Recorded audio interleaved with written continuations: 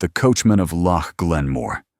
I first learned of Loch Glenmoor in winters that seemed eternal. In warmer months, the water was glass and shimmer, a quiet mirror set into gentle hills. But when frost gathered, and the air grew thin and whisper cold, all that softness hardened into ice so silent it felt alive.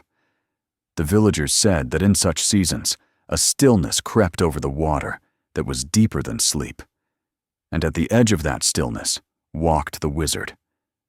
They did not call him simply the wizard at first. Only old Thomas, the land's steward, who knew more of herbs and weather than of people. But his life became legend. The villagers spoke of him in hushed tones. Alexander Marrow, the man who had learned arts abroad in distant cities. The man who had spoken with things they could not name. In his youth, he had traveled beyond these hills to learn the old ways. He returned with eyes like winter skies and feet that made no sound on the heather. Some claimed he cast spells that could root a man to the earth, that he whispered to birds and beasts alike, that he had no shadow upon the ground. This was the man who walked the rim of Glenmoor. I had grown up near the loch, but knew these tales only as soft echoes, distant as starlight. Until the winter, I first walked to the water's edge at dusk. The air was still, the ice unbroken. The hills were hushed, the land wrapped in windless frost. Beneath it all was a tension, like a slow breath caught between darkness and light. That was when I saw the tracks. They lay upon the ice, two parallel grooves carved in the sheen, wide and curving, as though wheels had pressed into the surface with deliberate grace. I followed them with my eyes, letting their quiet rhythm pull me forward, until they disappeared into a sky bleached by fading day. I stood still and listened, the hush of breath in the hills, the deep, slow echo of something ancient. They say the tracks appear only when Glenmoor freezes enough for the water to sleep under frost, but the villagers insisted they were not simply the marks of wheels. They were the imprint of passage, of something moving between realms, between memory and moment, between what is and what is whispered in shadows. That night, I walked toward the old manor, thinking of stories my parents once told beside the hearth. In those tales, old Thomas's voice was calm and unhurried. It lowered with each detail, as though meant to cradle the listener into reflection rather than fright.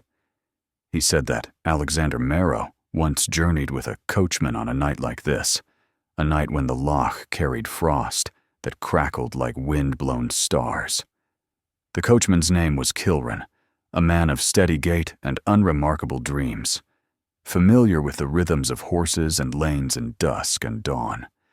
Marrow summoned him once, at the edge of that same loch, with instructions to prepare the black carriage at midnight.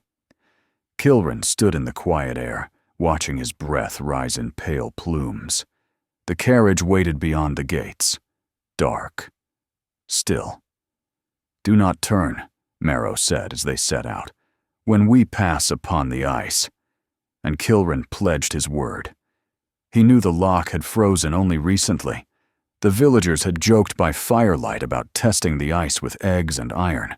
Even so, it was a bold notion to drive across it. But the horses stepped lightly. Their breath curled like ghost smoke. The carriage glided without a whisper.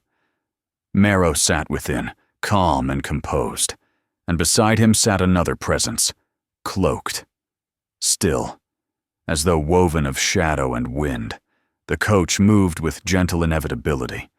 The night undulated in soft grays and silvers, a world wrapped in frost that neither glowed nor dimmed. The distant hills hummed with quiet weight. Starlight danced faintly upon the ice. The rhythm of hooves became a lullaby. Kilrin breathed. He focused only on the path ahead, ice below. Silence around, the horse's warmth at his back. He did not turn. The hush was complete. The loch stretched wider than memory. Then came a subtle flutter at the edge of perception, like candlelight behind closed eyelids. Kilrin's head turned, just slightly. The frozen world held its breath. His eyes found the face beneath the hooded cloak. It was not solid in the usual sense, not formed of flesh or bone. It was a shifting truth beneath fabric, shape without weight, presence without warmth, a calm horizon of contradiction and glow. In that moment, the hush altered. The ice beneath them murmured, just once. A slow, deep sigh. Kilrin felt the reins slip. The horses faltered. Sound returned to the world. The carriage swayed, balanced on the thinnest margin between stillness and collapse. Then, very gently, the world yielded. The carriage began to sink into the sleeping waters beneath. Kilrin remembered water and ice, a soft embrace, cooling his senses, carrying him into a calm he had never known. Marrow and the cloaked passenger were said to have stepped free of the sinking carriage. As though entering a dream, they walked away upon the frozen plain. The hush settled over them like a blanket of stars, and they faded into the hills. No villager ever claimed to see them again. But each winter, when frost gathers, when the loch reflects the pale vigil of dawn, the tracks appear once more, twin lines upon the ice, soft, curving, as though wheels have passed through slow, quiet time, a carriage gliding between worlds. Villagers pause when they see them, half remembering the old words spoken beside hearth fires, thinking of the wizard who knew the cadence of wind and water, who once summoned passage across stillness. I watched the tracks long into twilight. The wind brushed the heather softly. In the quiet unfolding of dusk, I felt something vast and unhurried move beneath the surface of thought, like water waiting beneath ice.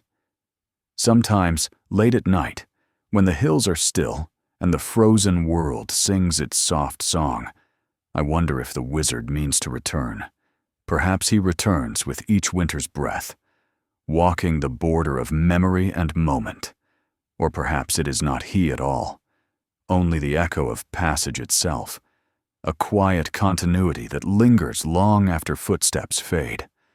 Either way, in that stillness, I find something deeper than fear, a calm unfolding of wonder, as infinite and as slow as frost crawling across a sleeping loch.